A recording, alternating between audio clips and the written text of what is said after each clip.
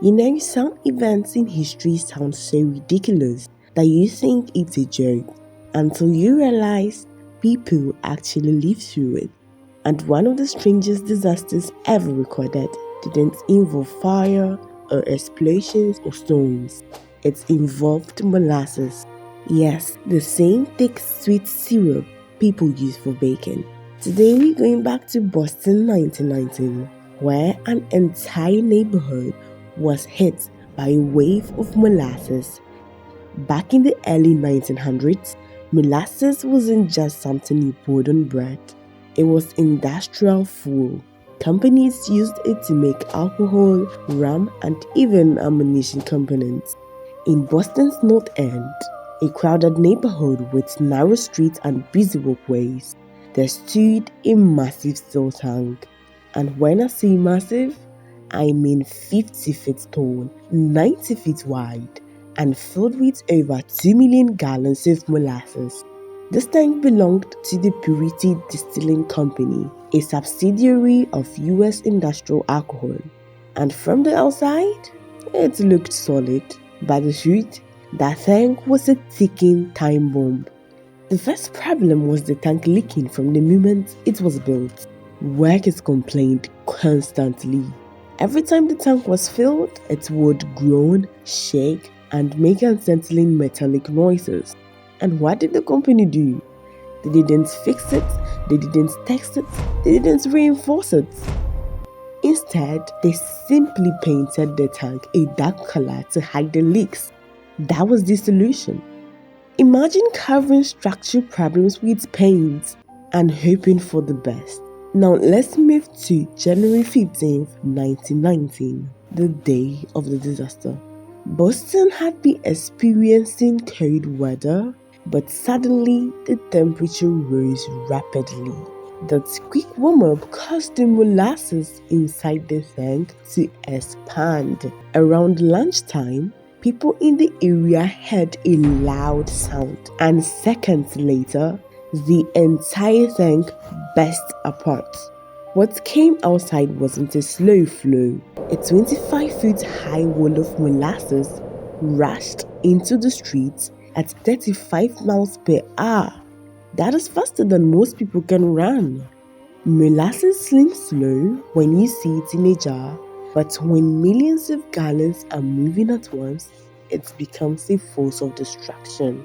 The wave tore through the north end. Buildings collapsed. Horses and wagons were swept away. Cars were crushed. People were knocked off their feet instantly. Several blocks were flooded. People caught in the flood found themselves trapped in something thicker than mud. You can swim in molasses. You can't run in it. You can do anything. Once it pulls you in, every movement becomes a struggle. Even rescuers who tried to help got stuck themselves. Their boots, clothes, and even equipment were dragged down by the sticky mess. It was absolute chaos. By the time the flood settled, the damage was devastating. 21 people died and around 150 were injured. The cleanup was a disaster on its own.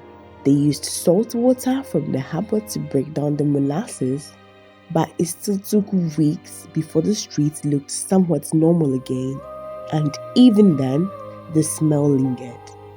For months, Boston carried the scent of molasses. People reported tracking it into their homes, their workplaces, and all over the city. It got into everything. So, what exactly caused the tank to explode, you might be thinking? Later, investigations found out that the steel used for the tank was too thin. The seams were poorly constructed. The tank was never properly tested, and temperature changes increased internal pressure. The molasses inside may have been fermenting, producing gas, and adding even more pressure. To make matters worse, the men who approved the tank's construction had no engineering background. It was simply an accident waiting to happen. After the disaster, The victims and the family took the company to court. It turned into one of the largest and most important legal cases of its time.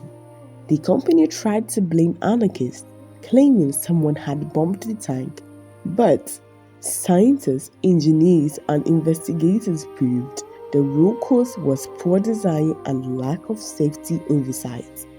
US Industrial Alcohol was found responsible and had to pay over $1 million in settlements, which would be tens of millions today. This case also set a new standard in the US for corporate accountability. Engineering standards became stricter. Large structures had to be tested by certified professionals. Building inspections became mandatory. Companies could no longer cut corners without consequences.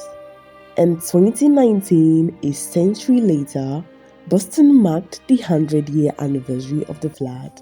Historians revisited old archives, photographs, and archaeologists even located the original foundation of the tank beneath a modern-day park. There's a little plaque marking where it happened. A flood of molasses is something you would never expect, becoming one of the deadliest industrial accidents of its time. If you want more strange, unbelievable, but huge stories like this, hit the subscribe button, give this video a like, and stick around because I've got plenty more coming. See you in the next one. Bye.